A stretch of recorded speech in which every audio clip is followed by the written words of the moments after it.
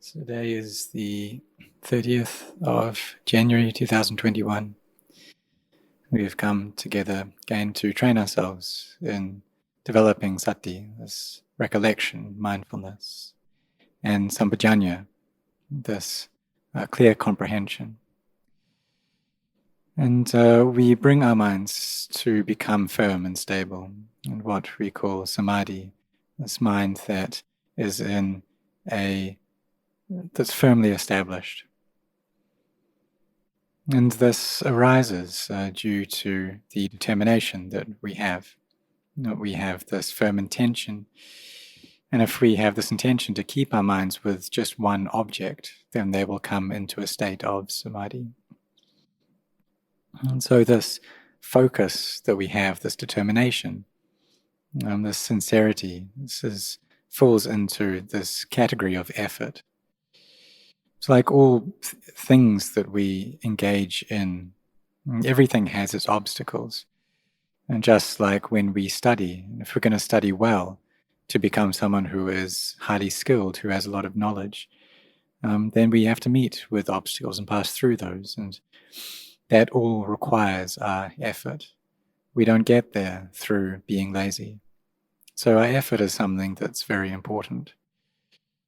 But it's times we won't be so determined as well. Our efforts will be lacking. Perhaps we don't have much confidence in ourselves, that maybe we don't have what it takes to reach our goal. We may get disheartened.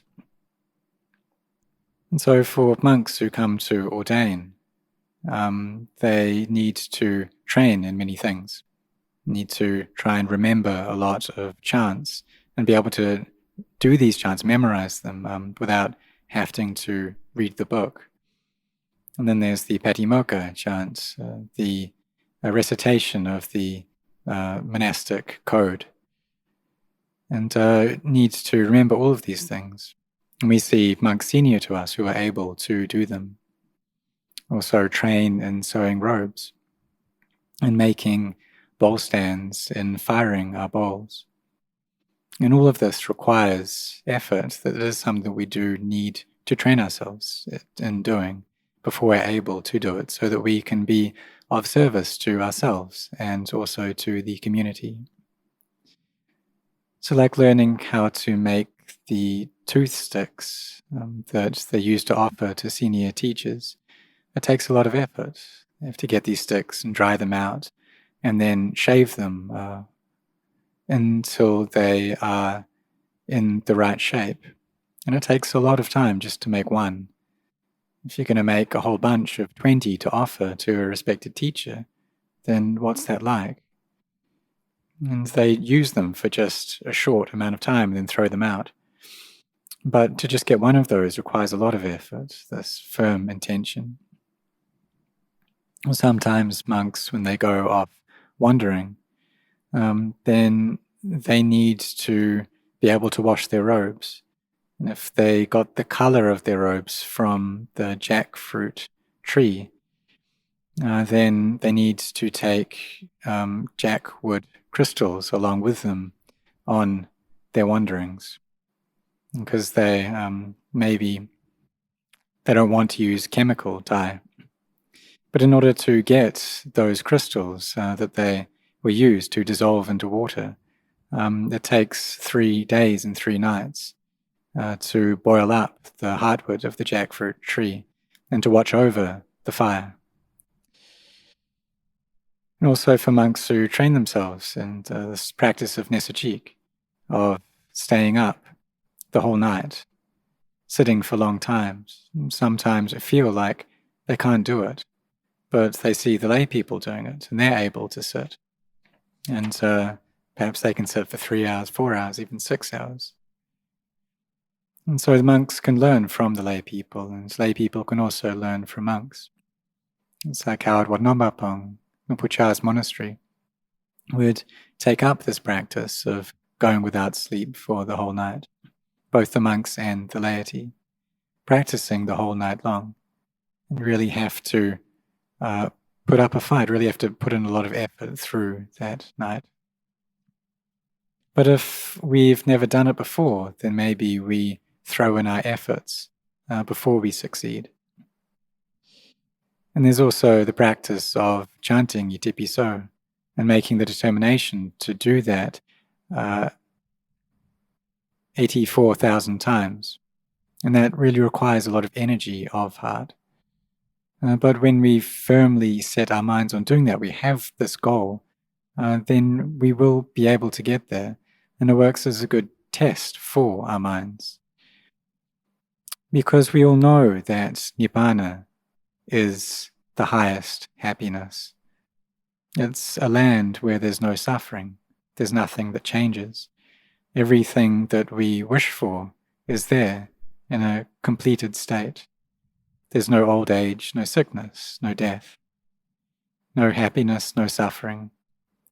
There's no separation from the beings or the people, the things that we like. There's no meeting with things that we dislike. And there's no people there who don't understand us. So there's no suffering. But if we're going to get there, we need to have effort. So we know already that this path of practice involves morality, involves samadhi, involves wisdom, bringing up right view. And we've already seen that the cycle of birth and death is a lot of suffering. So at the very least, we need to firmly establish our hearts on seeing this Nibbana. And maybe it's not 100%. Maybe we just see some. But we at least know what it's like, that it's this pure emptiness. And this pure emptiness arises within our own hearts. But the reason that the mind isn't empty is because of these feelings of me and mine. And this me and mine, it comes from avidya, from ignorance.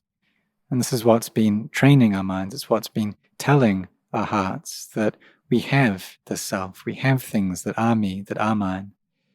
But in truth, in its pure state, the mind is devoid of anything that's me or anything that belongs to me. The mind has no owner. But it's avidya, it's ignorance, that tells it that it does have these things, that give rise to wrong view. And when the mind is stuck in wrong view, then it's also stuck in the cycle of birth and death. And then we get tossed around through the various levels of existence, going between the human state, the animal state, the asura guys, the hungry ghosts, the hell beings. Perhaps we go to heaven sometimes. Those who make it to be a Brahma god are very few. They do exist, but there aren't many, because it requires this very high samadhi. It requires jhana to get there. But when the Brahma gods die, they often have the merit to get born as a human, but after that, it's unsure. They don't know where they're going to go. So we don't have to wonder where we will go when we pass away, but rather we look at what we're doing with our lives. Like when we wake up, there's a sense of self that arises. There's me, there's mine. And if our minds have mindfulness, then they'll be able to stay with the meditation object. So we'll be chanting constantly. So before sleeping, we're chanting, and then when we wake up, the first thing that comes to our mind is this chant. And that shows that while we're asleep, the mind is on the level of the deva. And it's in this divine state while we're sleeping. And so we also try to maintain this state of inner divinity while we are awake through our daily lives. And the way we can do that is through chanting, and chanting Itipiso. And the mind is on a level of a deva when it does that. We need to really be cautious to try to maintain this state throughout the entire day. But if we chant a lot, then the heart turns into a deva. And we have these thoughts of creating goodness, of doing merit. And so this chant, Vitipi So, as we recite that, what we're doing is recollecting the Buddha. This is Buddha Nusati Kammatthana. And even though we may have a lot of work that we have to do, and it may be during a very difficult time, such as now, when the economy isn't good, but still there are lay people who are doing this, lay people who have very beautiful hearts. And even though things are tough for them, they still think about the monks. They may not be able to travel around, and they may be even overseas in a different country than the monastery, but they still have this genuine faith in their hearts. And so they make donations and they do merit to help support the Buddha Sasana. And I give my anumodana once again for all of you who have helped. And this really is a profound source of merit. So as we carry on with this practice of generosity, of virtue, of mental cultivation, what we see is that it requires this foundation of firm intention, of effort, to really bring up our sincerity, to have this satya, so that we can succeed, so that we'll make sure that we get there. If we feel discouraged, we can think about the Buddha, that through all of his lives that he developed his paramis, and there was countless lives that he did that, he had to meet with so much difficulty. And also his great disciples, they needed a lot of parami to get to become these great disciples, and that took a lot of effort for them to attain to the Dhamma. But for us, we want also to attain the Dhamma, but first we need to see the Dhamma. So we shouldn't become disheartened. And like when we set our minds on chanting Itipiso 108 times, or 84,000 times, we need to bring up this firm intention so that we make sure that we succeed. And when we chant, we do this with mindfulness. We don't go thinking about other things. But if the mind does go up a little bit, that's okay, don't worry about it. But when we're really focused on this chant, when we're really trying to just sit in meditation and keep our minds with this chant, then we should try to just do that, to bring our awareness just within that chant and not think about other things. And if the mind does go off into thinking, then we just chant faster and faster. You recollect a Buddha image that we really like, that when we visualize that image, it brings up faith in our hearts. And we try to remember that, try to bring it up so that there's this fullness of heart. The heart becomes at ease, it becomes very cool and peaceful. And as we recollect that image, we chant along as well. And as we chant and chant, then eventually it'll just take recollecting this one word of Buddha for joy to arise in our hearts. Just like Anandapindika, all he had to hear was the name Buddha, and he had joy, this rapture, overflowing in his heart all throughout the night. It shows that he had created a lot of parami already. So when we do a lot of chanting, then the mind stays on this one single object, and it becomes joyful.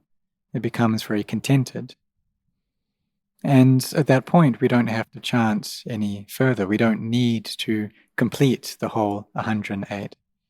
We can just stay with one single word, because the mind is already rapturous. Samadhi has already arisen, so there's no need to chant further. And the reason that we recollect the Buddha is for the arising of Samadhi. So we put our efforts in this way, giving rise to Samadhi, making the mind calm down, become still, so that both the heart and the body are very buoyant. So even though we may meet with obstacles, with difficulties, we don't become disheartened, but rather really give it our best. And we can get there in this life, but it depends upon us. if we've already seen the danger in the cycle of birth and death, then our hearts will be set on finding freedom from that. Because we can reflect that it's like being stuck in a cage. If we're trapped in this small cage, then we'll naturally want freedom from that. Or another easy way of understanding it is like during this time of COVID, that if we had to stay in quarantine, we weren't able to travel to other countries, to other provinces, to any other village, or even visit anyone else's home. We had to stay within our own house, and only one person was allowed to leave to buy necessities.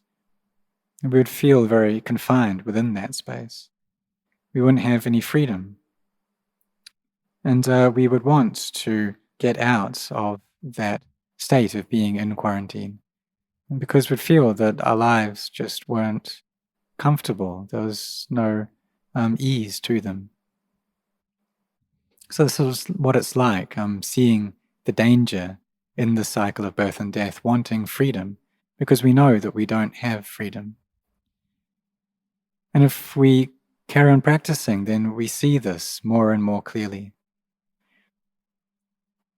We see that we're being tortured by old age, sickness, and death, life after life. And when we are being tortured in this way, we'll want to escape from that state. But it also requires our efforts. We need to try to free ourselves. And if we have this firm intention, then we'll bring up these methods of practice. So just like this chanting, the recollection of the Buddha, 84,000 times. Really try to do this, and we know that we're doing this for freedom from suffering. And if we set our hearts on it, then we will succeed in it. In the beginning, however, we may not see the benefits of it, but as we carry on doing it without stop, then we begin to perceive these benefits. Because the mind grows joyful through this chanting, it becomes contented, satisfied with it, with recollecting the Buddha, and with paying respects and giving homage to the Buddha, the Dhamma, the Sangha, with this very deep gratitude in our hearts, with a mind that's full of joy. So we need to be focused, we need to be determined, just like the great teachers taught, that if we take two bamboo sticks and we rub them together, then eventually they'll get hot and fire will be born.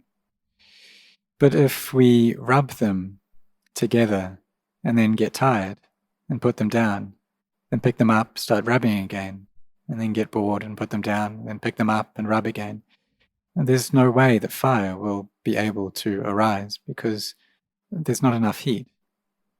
So we won't get any fire. Or it's like two bits of metal or two stones. The awakened beings say that there's fire within those stones. But if we don't strike them together, then fire can't arise. In the same way, our hearts have a Buddha within them. But if we don't seek out that Buddha, then we'll never know it. This inner knowing can't arise. So in order for us to undertake that search, we need our efforts. And it's not easy. Just like when we were students, and each level that we studied to and passed, it required a lot of effort. In order to get a bachelor's degree or a master's or a doctorate, it required a lot of effort to do that. We need to develop mindfulness. You need to have some amount of concentration. We need to establish ourselves in effort. So one way that we can put our effort in is to determine to do this chant 84,000 times. Really try, really determine to do this, to pass over any obstacles we may meet with, whether they're big obstacles, whether they're small, whether they're few or many, we need to pass through them. Because the Buddha taught that effort is what leads us to the end of suffering, that we're able to free ourselves from suffering due to our efforts. But most people, they give up beforehand. And so they don't get there, they don't see. So in the beginning, we take up this practice of chanting Itipiso 84,000 times. And we do a lot of walking meditation, sitting meditation, chanting. We listen to the Dhamma often. And through this, our hearts become joyful. Our hearts, they rise up. They go from the state of a good being into that of a noble being. And the heart becomes brighter and brighter, slowly but surely. The amount of self which is in the heart reduces, because it's avijja that tells us that we have this self. But if the mind is freed from this ignorance, then we see the true mind, this mind without me, without mine. But it's this ignorance which pushes up these thoughts of me and mine. So we need to set our hearts on this practice. For everyone, we need to bring up our efforts. And the Buddha, he had a huge amount of effort in order to attain. So we need to do the same. Just like in one of his previous lives, he was in the ocean and he couldn't see any land, but still he wouldn't give up his efforts. He still carried on swimming. And Adeva tried to convince him to stop swimming. But he said that he would rather die putting in effort, because he was devoted to giving rise to this effort. But he wasn't prepared to give up. He was going to die with this effort. He wasn't prepared to die through laziness. And there was another life when he was a squirrel, and one of his children had fallen into the ocean.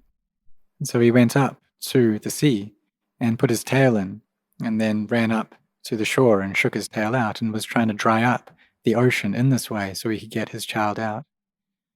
And Adeva saw him and was quite kind of moved by this, and so picked up his child and gave it back to him.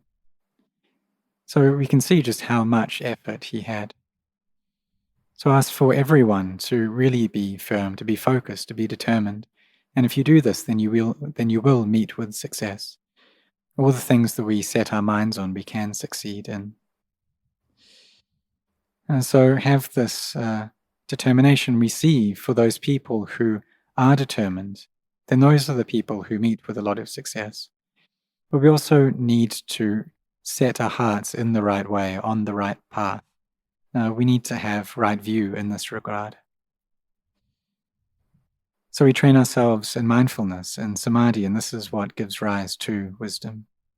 And we can gain wisdom in this very life. And this is possible for everyone, for both lay people and for monks.